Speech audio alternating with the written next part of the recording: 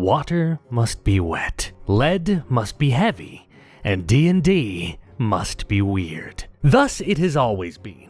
From the dawn of Dungeons & Dragons in the 1970s, players have always understood the gap between the highly serious and dramatic tone of D&D on paper and the goofy, raucous time that it actually is at the table. The very soul of this IP is infused with it. D&D can be serious, but you can never truly separate the whimsy aspects without losing the core of what makes Dungeons & Dragons what it is. And Baldur's Gate 3 seems to be the first D&D video game in ages to truly accept that this is an aspect of the source material. So, what's the problem?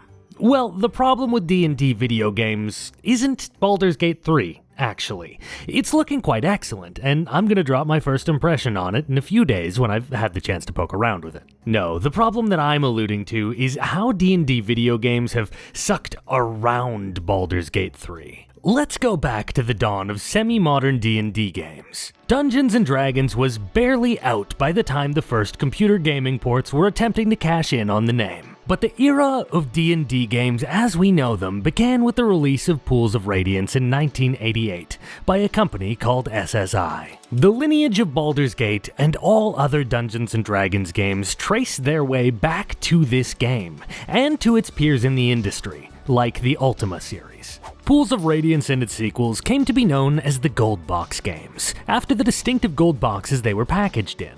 Now, longtime viewers of my channel may be sick of me telling this story over and over. And here's the thing, I'm not going to tell you about these games again.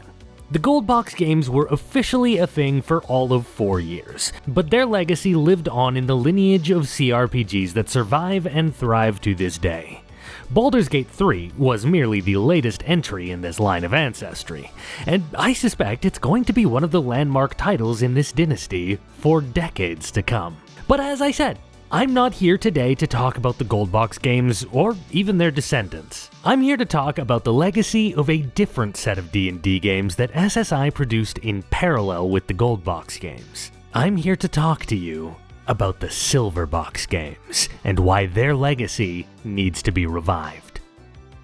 There were 3 Silver Box games in total. The first 2 adapted D&D in a kind of side-scrolling Metroidvania kind of way, and the third was radically different from the others. For 3 relatively obscure games, their legacy is actually a lot broader than it may seem. These were games about D&D's then popular Dragonlance setting. And as such, there is a sort of causal link between them and most of the other Dragonlance games from this era. And these linked games went on to inspire a further lineage of games as well. This legacy is altogether separate from the one Baldur's Gate 3 descends from. The DNA of the Silver Box, however, was ground zero for all sorts of 90s games that didn't attempt to adapt D&D's rules in a conventional way. Listen, if you're new to this channel, you may not have a clue how absolutely goddamn wild this period was. There were real-time strategy games, fighting games, side-scrolling Capcom beat-em-ups, a grand strategy game that clearly resembles modern Crusader Kings, and there was also, I shit you not, there was a goddamn D&D flight simulator. And some of these wacky games I've already covered on this channel, and the others are on my agenda, so please consider subscribing if you're interested in any of these wacky games. I'm doing my best to eventually cover all the D&D video games, and occasionally branching off into covering other tabletop-related video games. Gonna cover one of the lesser-known World of Darkness video games this Halloween, I think, so drop a comment if there's a particular one you're most interested in. Anyway, there was a brief period after the Gold Box fell out of favor where D&D was turning into a more dungeon crawler type property, thanks to game titles like Stone Prophet, Eye of the Beholder, and Dungeon Hack. It was a cool, albeit quite brief time when Elder Scrolls and D&D were peers in the types of video games they were putting out. I would consider these first-person games an altogether separate legacy from the Gold and Silver Boxes, but much like the Silver Box games, they're now pretty much extinct as far as D&D is concerned. Bethesda's dungeon crawlers eventually evolved and reformulated into games like Morrowind, Skyrim, Fallout 3, etc. It's a curious what if to to imagine a world where D&D video games followed the same trajectory. Instead, D&D's dungeon crawlers didn't survive the switch in ownership of the Forgotten Realms license and the disaster that was Interplay's descent to Undermountain. The first Baldur's Gate was the first game in ages to really succeed at adapting D&D in the same way that the gold boxes had. In fact, it basically surpassed them in every single way. So thoroughly, in fact, did they succeed that everything resembling a silver box or dungeon crawler approach to adapting Dungeons & Dragons was pretty much immediately put on the back burner, never to be picked back up again. Since the release of Baldur's Gate in 1998, the variety of what D&D video games were allowed to be has gotten much more narrow.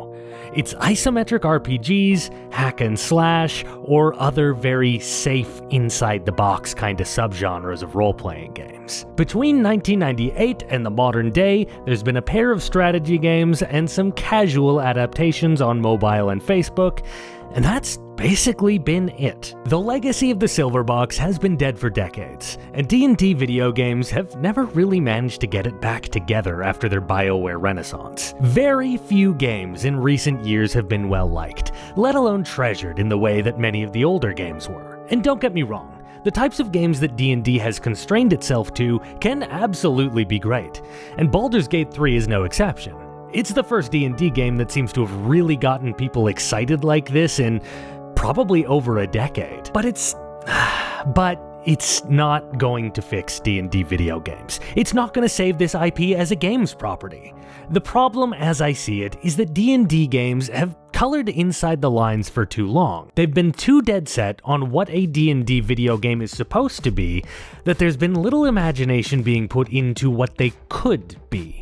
Baldur's Gate 3 is probably going to kick ass, but it doesn't fix the problem. It's still thinking inside the box. It's just succeeding based on the titanic efforts and talents of Larian Studios.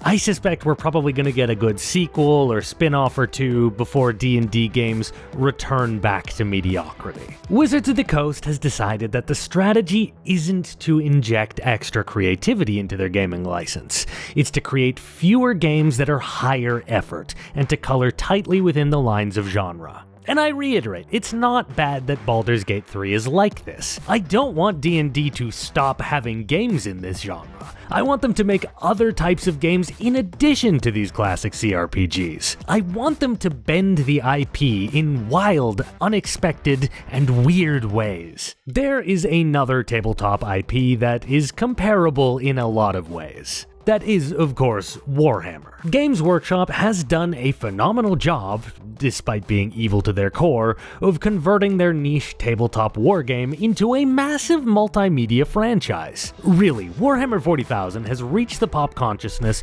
more through spin-offs than through their core line of miniatures. The books and animations and stuff are popular and all that, but we know that where Warhammer has reached the most people is through video games. And here's kind of the thing with that, is that everyone completely despises how many Warhammer games get spammed out. Games Workshop has adopted a policy of being extremely free with their games license, shopping the rights of various aspects of their Warhammer worlds to a truly staggering number of studios. But while people hate how many low-quality games end up being released under this content strategy, I mean, everyone adores the positive part of the results. The freedom to experiment and give game studios a shot at making weird underdog adaptations of the setting has given us some real masterpieces that are completely out of left field. Sure, everyone hates the spam games, but they love XCOM except it's with tech priests. They love Left 4 Dead except it's Skaven attacking the Empire. You don't get these beloved, niche, weird games without being free with your license. You don't get Bolt Gun, you don't get Shoota's Blood and Teeth, and you certainly don't get Battle Sister. And yeah, Battle Sister wasn't for everybody, but it was sure for me. And that's really the beauty of this content strategy. Everyone gets these focused little B-budget games that feel like they were purpose-made just for you. But D&D hasn't made those games in 25 years. I want Baldur's Gate 3, but I also want Adventurers Guild Tycoon. I want a Spelljammer naval combat game. I want Underdark Dishonored. I want a survival horror Ravenloft game. Wizards of the Coast, I want you to give us back the experiments, the risky games, the small games, the weird games. Give us back the legacy of the Silver Box. Thank you everyone for watching. This was a bit of a short opinion piece today, because the content's gonna get shaken up a bit this coming month. My video on the second Dark Sun game is still coming down the pipes, but I'm working on it in parallel with a bunch of Baldur's Gate 3 stuff. My normal format has kinda ended up being a sort of hybrid review, where it also contains bits of like retrospective and also a bit of condensed let's play, and I think this works really well when I'm covering games that are relatively unknown. You get a little bit of all the major types of games content packed into a single video, and it's about games that never get any sort of this treatment. However, I do worry that this strategy doesn't work quite so cleanly when I'm talking about more well-known and widely covered games, though. Like I said, I'll get my first impressions out to you guys ASAP. Then, instead of attempting fate by trying to 100% and full review it faster than Mortismal, which I cannot do, or review it more thoroughly than Mandalore, which I also cannot do, I reckon I can instead give you guys the best coverage by writing some form of video essay on the game, and I'll try and have it out by the end of the month. Anyway, see you guys soon. Please consider supporting the channel on Patreon if you want to help me continue to produce content surrounding tabletop video games. Have fun with Baldur's Gate if you'll be playing, and I'll see you soon.